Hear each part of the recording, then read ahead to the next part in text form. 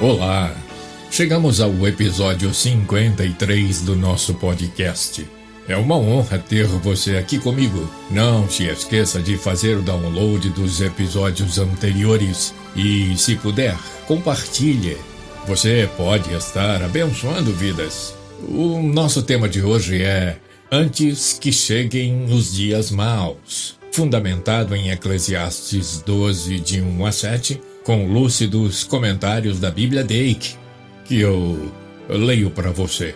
Lembra-te do teu Criador nos dias da tua mocidade, antes que venham os maus dias e cheguem os anos dos quais venhas a dizer, não tenho neles contentamento.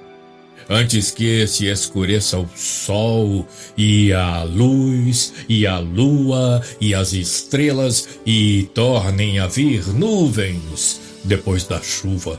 No dia em que tremerem os guardas da casa, e se curvarem os homens fortes, e cessarem os moedores por já serem poucos, e se escurecerem os que olham pelas janelas, e as duas portas da rua se fecharem por causa do baixo ruído da moedura, e se levantar a voz das aves, e todas as vozes do canto se baixarem.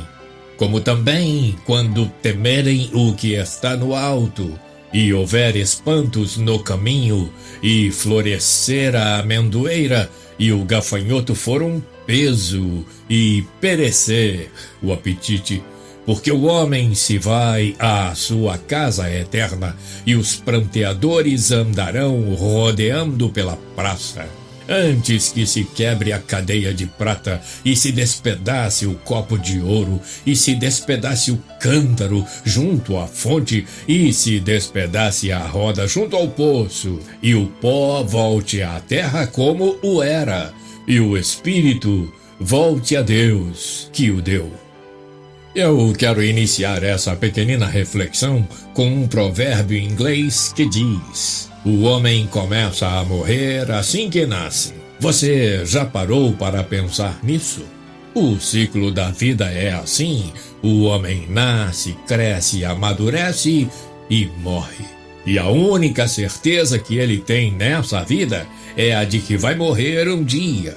Não sabe quando, não sabe em que circunstâncias, não sabe se morrerá velho ou jovem. A pandemia está aí para confirmar isso. Perdemos crianças, perdemos jovens, perdemos idosos, perdemos pessoas que achávamos estar iniciando a melhor fase de suas vidas. Os maus dias e anos são os tempos da velhice. Veja os versículos de 1 a 7 que acabamos de ler. São chamados anos maus porque são as últimas provas da vida, uma época em que um inventário e as últimas preparações para a eternidade devem ser feitos e os valores da vida reconsiderados. Esse período também é chamado de anos nos quais o homem não tem prazer. De qualquer maneira, não se sabe quantos são esses dias ou anos. O homem sábio viverá cada dia de sua vida com os valores eternos em mente e estará sempre preparado em tudo o que disser e fizer. A eternidade é um longo tempo, e quem não se preparar para gastá-la com Deus e os redimidos no céu, irá gastá-la no inferno com Satanás e os condenados. Todos os homens serão devidamente julgados pelo que fizeram com seu corpo, seja o bem ou seja o mal. Vejamos o que expressa a segunda epístola de Paulo aos Coríntios, capítulo 5, versículos 9 e 10. Pelo que muitos desejamos também ser-lhe agradáveis, quer presentes, quer ausentes, porque todos devemos comparecer ante o tribunal de Cristo, para que cada um receba segundo o que tiver feito por meio do corpo, ou bem ou mal. Vejamos ainda Apocalipse 20, de 11 a 15. E vi um grande trono branco e o que estava assentado sobre ele, de cuja presença fugiu a terra e o céu, e não se achou lugar para eles. E vi os mortos, grandes e pequenos, que estavam diante do trono, e abriram-se os livros. E abriu-se outro livro, que é o da vida. E os mortos foram julgados pelas coisas que estavam escritas nos livros, segundo as suas obras. E deu o mar os mortos que nele havia, e a morte e o inferno deram os mortos que neles havia, e foram julgados cada um segundo as suas obras. E a morte e o inferno foram lançados no lago de fogo. Esta é a segunda morte. E aquele que não foi achado escrito no livro da vida foi lançado no lago de fogo. A verdade é que, mesmo aquele que não recebeu a revelação completa, foi iluminado com o conhecimento do certo e do errado por meio da consciência, e ele será julgado em conformidade com essa revelação, e é exatamente por ocasião dos dias maus. A velhice que o homem começa a refletir, a analisar o que fez de certo ou de errado e começa a se preocupar com o encontro com Deus, esse inevitável.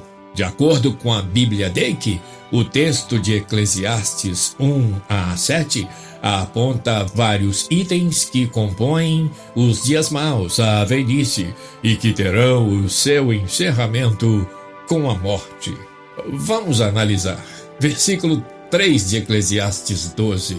No dia em que tremerem os guardas da casa, e se curvarem os homens fortes, e cessarem os moedores por já serem poucos, e se escurecerem os que olham pelas janelas. Quando tremerem os guardas da casa, aí são os braços. Haverá um dia em que eles começarão a tremer sob o peso do tempo. Você já viu isso? E isso já está acontecendo com você? Nós falamos quando os guardas da casa tremerem. A casa aí é o corpo humano. Quando os guardas da casa tremerem os braços, você sabe que toda vez que você precisa se defender de um acidente, de uma queda de alguma coisa, ou até mesmo quando você vê as pessoas se defendendo numa briga, a primeira coisa que elas levantam, ou as primeiras coisas que elas usam para se defender são os braços. Os guardas da casa, haverá um tempo em que eles começarão a tremer, até chegar um tempo que não haverá mais controle. O versículo também fala quando os homens fortes se encurvarem, quando forem incapazes de sustentar o peso do corpo. Esses homens fortes significam as pernas. Chega um momento em que elas se encurvam de forma irreversível, curvam-se e tremem. O versículo 3 fala também dos moedores. Quando eles cessarem, os dias maus estarão chegando ou terão chegado. Quando os moedores cessarem por serem poucos. Os moedores de que fala o texto são os dentes. Eles vão enfraquecendo, vão ficando escassos. E por mais que os substituamos por próteses, não dá para esconder que fraquejaram e se foram. Quando os que olham pelas janelas se escurecerem, ficarem cegos. Nesse texto, os que olham pelas janelas são os olhos.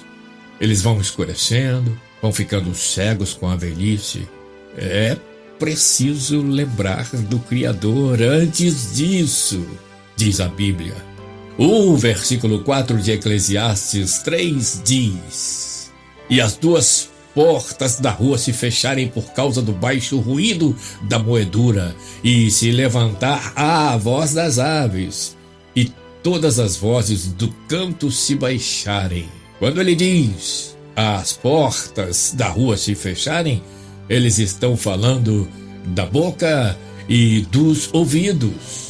Haverá um tempo, segundo a Bíblia e segundo o que podemos observar em vida, que se fecharão e serão incapazes de falar e de ouvir. O versículo fala ainda quando o ruído da moedura for baixo, ou seja, já não havendo mais os moedores, ou seja, os dentes, o som das gengivas em vez dos dentes na mastigação. É irreversível, estamos caminhando para lá, mas a forma de chegarmos lá vai depender de lembrarmos ou não do nosso Criador. O versículo 4 ainda fala: e se levantar a voz das aves, e quando houver música tocando, ou seja, quando acordar do sono ao ruído da voz das aves, e as músicas forem quase inaudíveis, ou seja, a surdez chegando, em que pese o artifício dos aparelhos que nos ajudam, mas a surdez vai chegando. Isso faz parte dos dias maus, ou seja, a velhice.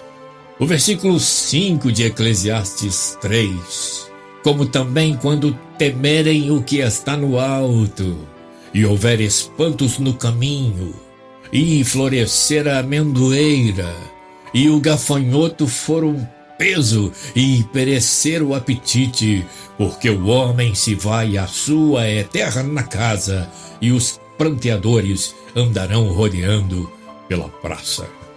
Quando temerem o que é alto, ou seja, quando bater aquele medo do encontro com Deus. O encontro com Deus, eu já disse, é inevitável. E nos dias maus, na velhice, vai chegando um certo temor desse encontro. Há dúvidas. Será que fiz o que foi agradável ao Senhor? Será que subirei à sua presença? Será que viverei a eternidade com Deus?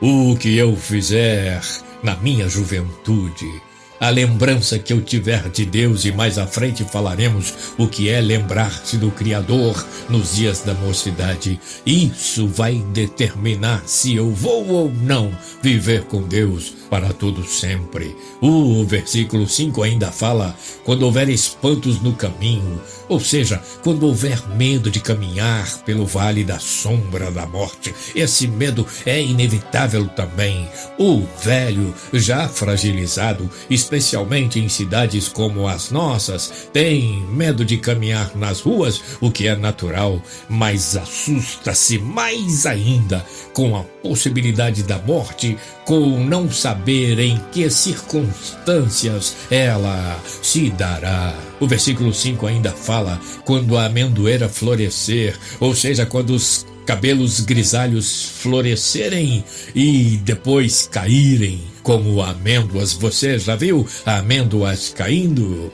É preciso analisar isso. E quando o gafanhoto for um peso, ainda fala o versículo 5, ou seja, quando o menor peso será difícil de suportar. As forças se foram, os dias maus chegaram, a velhice chegou. E ainda para finalizar o versículo 5, e perecer o apetite, ou seja, os apetites, desejos e paixões feneceram, deixaram de existir, porque é hora de morrer. É hora dos pranteadores andarem pelas ruas, é hora do encontro com Deus. O versículo 6 de Eclesiastes 3. Antes que se quebre a cadeia de prata, e se despedace o copo de ouro, e se despedace o cântaro junto à fonte, e se despedace a roda junto ao corpo. Esse versículo 6 é extraordinário. A cadeia de prata, ou seja, a espinha dorsal, antes de a espinha dorsal se romper. Esse é o momento das insuportáveis dores de coluna e por aí vai. Quando o copo de ouro se quebrar, o copo de ouro é o coração ou ainda o crânio. Antes que o cântaro se despedace junto à fonte, o cântaro, ou seja, o coração, se despedace junto à fonte, ou a roda, ou seja, o coração como bomba, antes que ele se quebre junto ao poço, ou seja, antes que o coração pare de bombear o sangue pelo corpo a fim de mantê-lo vivo. Antes que isso aconteça, lembra-te do teu Criador. Vamos ao versículo 7 de Eclesiastes 3. E o pó volte à terra como o era, e o espírito volte a Deus, que o deu. É fácil interpretar isso, né? E o pó, o corpo, volte à terra, ou seja, a pessoa morre e é sepultada como era antigamente, e também como o corpo o era porque foi feito do pó, e em Gênesis 3:19 está escrito: no suor do teu rosto comerás o teu pão, até que te tornes a terra, porque dela foste tomado, porquanto és pó, e em pó te tornarás. E o espírito volte a Deus, que o deu. Nós estamos falando que a nossa alma espiritual volta aos braços de Deus. Aqui eu gostaria de citar, como de vezes anteriores, a manifestação de Cecília Meirelles em seu inesquecível poema Retrato, que parece com tudo o que dissemos nessa pequenina reflexão, com tudo o que Salomão escreveu a respeito, que a preocupou quando já não havia tempo, e que para mim pode servir de alerta aos que estão em plena juventude. Retrato de Cecília Meirelles.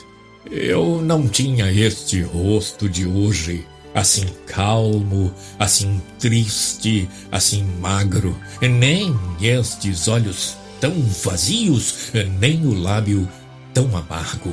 Eu não tinha estas mãos sem força, tão paradas e frias e mortas. Eu não tinha este coração que nem se mostra.